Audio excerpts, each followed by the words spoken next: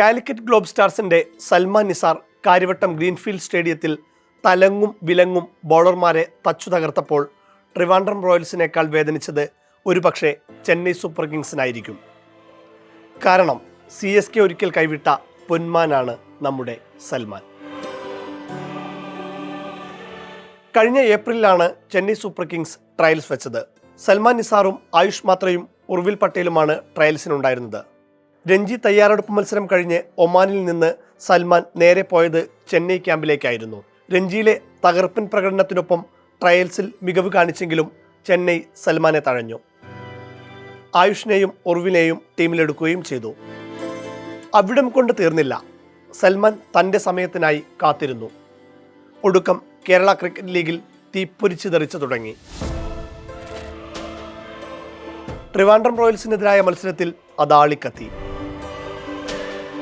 ആദ്യത്തെ 13 പന്തിൽ 16 റൺസ് മാത്രമായിരുന്നു സൽമാൻ നേടിയത്. കാലിക്കറ്റും ചെറിയൊരു ടോട്ടലിൽ ഒതുങ്ങുമെന്ന് ട്രിവാൻഡ്രം കരുതി. പക്ഷേ പിന്നെ 2 ഓവറിൽ കഥ മാറി. അവസാനം നേരിട്ട 13 പന്തിൽ 70 റൺസ്, അതിൽ 11 സിക്സർ. Strike rate 538.4. ആകെ 26 പന്തിൽ 12 സിക്സർ സഹിതം പുറത്താകാതെ 86 റൺസ്. IPL-ലടക്കം വലിയ പരിചയസമ്പത്തുള്ള ബേസിൽ തമ്പിയാണ് ആദ്യം സൽമാന്റെ ചൂടറിഞ്ഞത്. ആദ്യ പന്ത് ഡീപ് ബാക്ക്വാർഡ് പോയിന്റിലൂടെ സിക്സർ അടിച്ചു തുടങ്ങിയ സൽമാൻ ആ ഓവറിലെ 5 പന്തും സിക്സർ തൂക്കി. അവസാന പന്തിൽ സിംഗിൾ എടുത്ത് സ്ട്രൈക്ക് നിലനിർത്തി.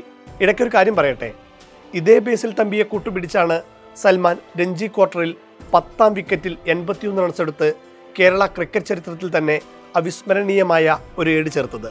രഞ്ജി ഫൈനലിലെത്തിക്കുന്നതിൽ സൽമാന്റെ ഹെൽമറ്റും നിർണായകമായിരുന്നു.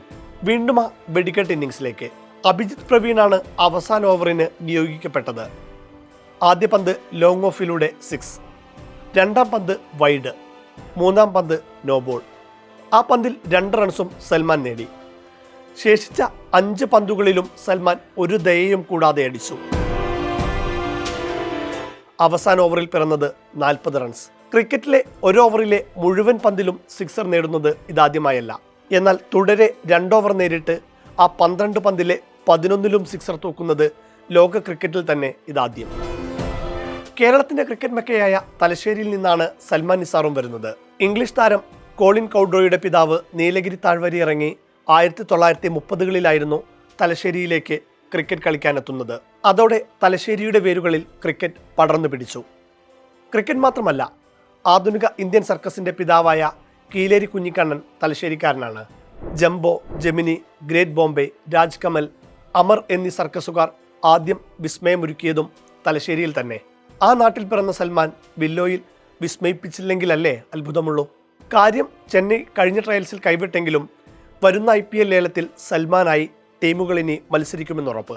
ജനുവരിയിലാണ് അടുത്ത ലേലം. അതിനു മുൻപ് നവംബറിൽ മുഷ്താഖ് അലി ക്രിക്കറ്റ് ടൂർണമെന്റ് ഉണ്ട്.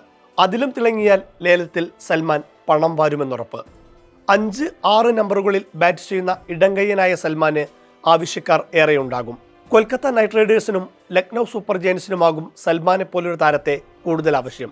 റിങ്കു സിംഗ് അല്ലാതെ മറ്റൊരു ഇന്ത്യൻ ഫിനിഷറില്ലാത്ത കൊൽക്കത്തയ്ക്ക് സൽമാന്റെ വെടിക്കെട്ട് ബാറ്റിംഗ് മുതൽക്കൂട്ടാകും. ആയുഷ് ബദോനിയെ മാത്രം ആശ്രയിക്കുന്ന ലക്നൌവിനും നമ്മുടെ സൽമാന്റെ മേൽ ഒരു കണ്ണുണ്ടാകും. കാത്തിരിക്കാം IPL-ൽ സൽമാന്റെ സ്ഫോടനാത്മക പ്രകടനങ്ങൾക്കായി.